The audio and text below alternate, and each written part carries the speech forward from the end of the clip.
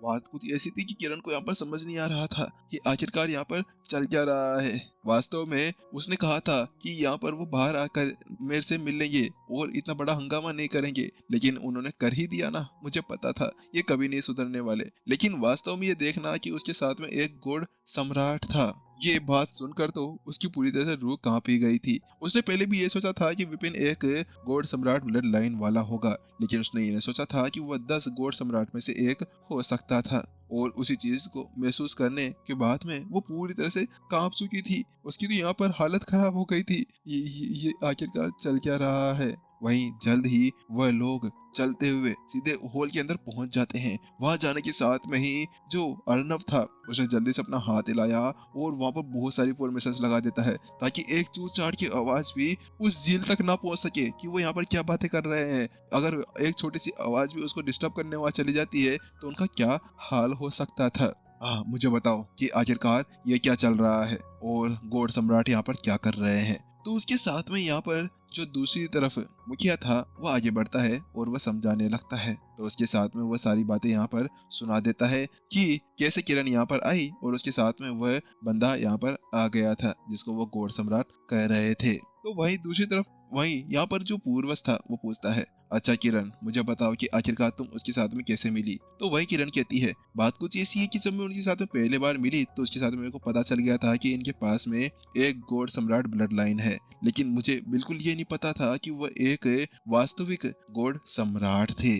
तो वहीं दूसरी तरफ क्या गॉड सम्राट ब्लड लाइन, अरे नहीं ऐसा नहीं हो सकता। वैसे भी यहाँ पर जो गॉड सम्राट होते हैं ना वो बहुत ज्यादा छुपे रुस्तम होते हैं। उनके पास में बहुत ज्यादा खतरनाक पावर्स हुआ करती है। वो अपने रूप को तो इजीली बदल सकते हैं और अपनी एनर्जी को भी दबा सकते हैं। तो इसी वजह से तुम्हें यहाँ पर इसके बारे में पता नहीं चला होगा। लेकिन आखिरकार वो यहाँ पर आ गए हैं। इसका मतलब ये है कि ये हमारे लिए एक अच्छा मौका भी है और बहुत ज्यादा खतरनाक भी। अगर उनको गुस्सा आया तो उसके साथ में ही हम लोगों को यहाँ पे दफना दिया जाएगा।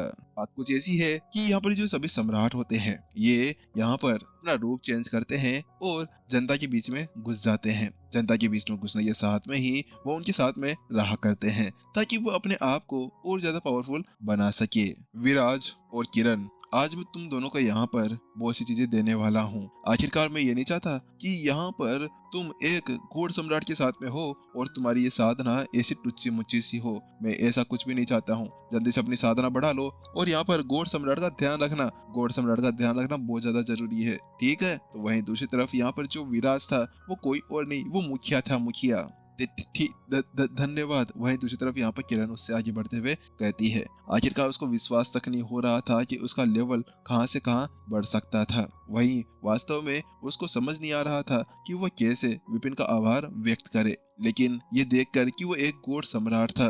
तो आखिरकार वहीं दूसरी तरफ यहाँ पर जो उनका पूर्वज अर्नव था वो कहता है, हाँ चलो ठीक है, मेरा मानना यह है कि यहाँ पर ये जो सारी चीजें है ना ये बहुत ज्यादा गुप्त रहनी चाहिए। तो हमारे पास में जितने भी यहाँ पर ये एल्डर्स खड़े हुए हैं केवल हमें पता है कि आज हमारे साथ में यहाँ पर क्या हुआ था। तो इसी वजह से आज आप सभी को ये ध्यान रखना होगा कि ये जो बातें यहाँ पर हुई है ये सारी बातें बाहर नहीं जानी चाहिए। अगर किसी ने भी ये बात गलती से भी एक वर्ड भी बाहर निकाल दिया तो उसके साथ में उसका बहुत बुरा हाल हो सकता है। तो वहीं दूसरी तरफ जी हाँ, पुराने पूर्वज चिंता ना करें, हम इसके बारे में किसी को नहीं बताने वाले। वहां पर पुराने पूर्वज अर्नव की बात सुनने के साथ में सभी की रूह कांप गई थी क्योंकि उनकी जो ताकत थी वो बहुत ही ज्यादा थी। वहीं दूसरी तरफ बेचारी अनिका यहाँ पर एक खंबे के पीछे बिलक बिलक कर रो रही थी।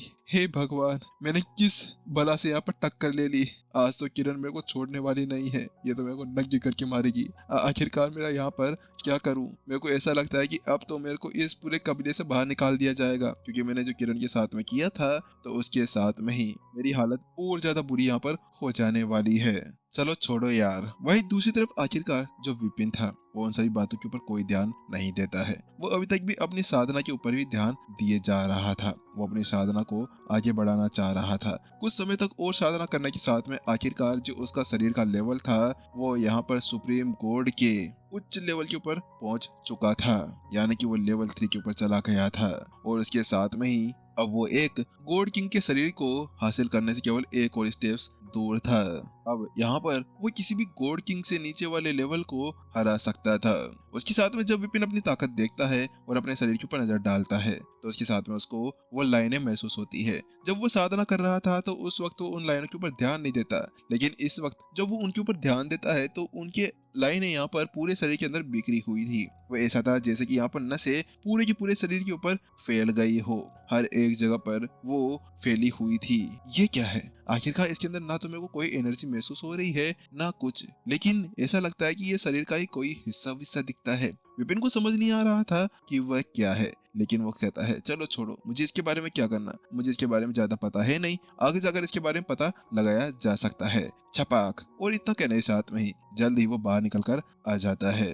मुझे ऐसा लगता है कि मुझे वापस से वहां पर जाना चाहिए, क्योंकि अब यहाँ पर मुझे उनको मुआवजा भी देना होगा, क्योंकि आखिरकार मैं यहाँ पर इस एनर्जी को इतने ज्यादा समय से यूज किया है और शायद इसकी थोड़ी बहुत एनर्जी कम भी हो गई होगी। तो इसी वजह से वहीं विपिन वहां से जाने वाला था कि अचानक से छपक छपक करते हुए यहाँ पर जो वो मुर्गी थी यानी कि उनका लिटिल चीक वो उसकी तरफ आता है। लिटिल चीक, क्या तुम ठीक हो? तो वहीं दूसरी तरफ लिटिल चीक बाहर निकल कर आता है और अपने फर को यहाँ पर थमका लेता है। तो उसके साथ में ही लिटिल चीक, तो तुम्हारी साधना। वहीं जैसे विपिन उसको देखता है तो उसकी आंखें बाहर निकल कर आ जाती है, क्योंकि अभी अभी यहाँ पर जो लिटिल चीक था उसका लेवल पहले से यहाँ पर सुप्रीम गॉड पहुंच चुका था। पिछली बार जब उसने उसको देखा था तो उसका लेवल यहाँ पर एक गॉड निम्न स्तर के ऊपर था, लेकिन ये देखना कि इसका तो एक अलग ही तरीका था। हे भगवान, मैंने तो अपनी जिंदगी यहाँ पर दांव पर लगाई थी, लेकिन इस बंदे ने यहाँ पर मरकर वापस जिंदा होकर यहाँ पर अपने लेवल को बढ़ा दिया। ये टेक्निक मेरे को भी चाहिए, लिटिल चीक मेरे को भी सिखा देना। तो वहीं वह कहता है, हाँ, ये छोटे मोटे बच्चों की बात नहीं है, आखिरकार आप इसको सीखना चाहते हैं। नहीं नहीं बाबा, क्या पता यहाँ पर आपके पापा मम्मी मेरे को धो दे। ना ना, आप ऐसे ही रहो, अपने नॉर्मल तरीके से करो, मैं चला आराम करने। इतना कहने से साथ में लिटिल चीक जल्दी से गोता लगाता है और उसके अंदर वापस चला जाता है। तो वही कहता है, हाँ ठीक है, देख लूंगा तेरे को मैं बाद में। उसके साथ विपिन बस करता है और आगे तरफ जाने लगता है। वैसे विपिन को पता था कि लिटिल चीक का बराबरी वो शायद ही कर पाएगा, क्योंकि आखिरकार वो कितना ज्यादा पुराना एक पूर्वज होगा। इसी वजह से जल्द ही विपिन अब उसी होल की तरफ जाने लगता है। बात कुछ ऐसी थी कि अब उसको वो सारा मैटर समझाना होगा, सुलझाना होगा जो अभी अभी उसने यहाँ पर किया था, क्योंकि वो मैटर कोई नॉर्मल नहीं था। उस मैटर के बारे में सभी को जानना होगा, क्योंकि आगे जाकर तो किसी को पता चल ही जाएगा कि वो कौन था कौन नहीं था। इससे बढ़िया ये होगा कि अभी ही उनको दबा दिया जाए, क्या पता अभी वो उस चीज को संभाल सकते थे। जल्दी विपिन चलते हुए आखिरकार यहाँ पर होल के पास में पहुंच जाता है। वहीं दूसरी तरफ सम्राट, आप आ गए। जैसे यहाँ पर वो वहां पहुंचता है तो उसके साथ में सभी उसका इंतजार करते हुए उसके सामने आकर बैठ जाते हैं। तो वहीं वो कहता है, बिल्कुल बिल्कुल, आप सभी खड़े हो जाइए, इसकी कोई जरूरत नहीं है।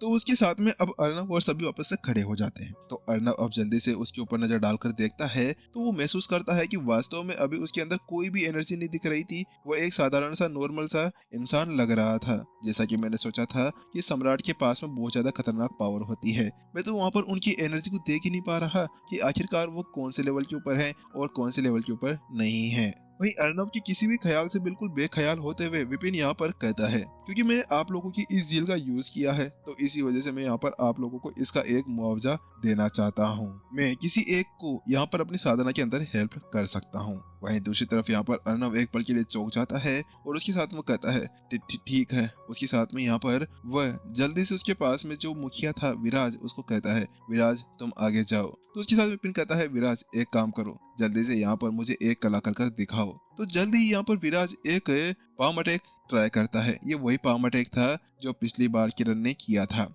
यहाँ पर जैसे वो उस चीज को करता है तो उसके साथ में वो बिल्कुल नॉर्मल तरीके से उसको कर पा रहा था, और उस चीज को करना वास्तव में उसको बहुत ज्यादा हैरान कर रहा था। अब उसको पता चला कि आखिरकार पिछली बार उसके साथ में उसको कौन सिखाया होगा। आखिरकार एक सम्राट द्वारा बनाई गई ये टेक्निक बहुत ज्यादा पावरफुल थी। जल्दी विपिन उसके ऊपर एक बुक बना लेता है और उससे कहता है, तुम्हारी साधना के अंदर कोई भी प्रॉब्लम नहीं है। हालांकि तुम्हारे अंदर जो बहुत सारी चोटें लगी हुई ही है, उसके साथ में ही तुम्हारे अंदर बहुत से आघात हैं जिसकी वजह से तुम्हारी साधना आगे नहीं बढ़ पा रही है। हालांकि जो साधना में थोड़ी बहुत गलतियां हैं उसके बारे में मैं तुम्हें बता देता हूँ, और ये चोटें यहाँ पर वो ब्यूटीफुल वगैरह खाने से तुम ठीक हो जाओगे। उसके साथ में इतना कहने के साथ ही विपिन उसके अंदर ये सारी गलतियां उसको बता देता है जो जो उसके अंदर गलतियां थी, और उसके साथ में ही वो उससे कहता है, चलिए ठीक है, मेरे पास में और भी बहुत सारे काम हैं, तो इसी वजह से अब मुझे यहाँ से जाना चाहिए। इतना कहने के साथ में विपिन वहां से जाने लगता है। तो उसी बीच यहाँ पर अर्णव कहता है, किरण जाओ, उनका ध्यान रखना। उसके साथ में किरण जल्दी से वहां से भागते हुए चली जाती है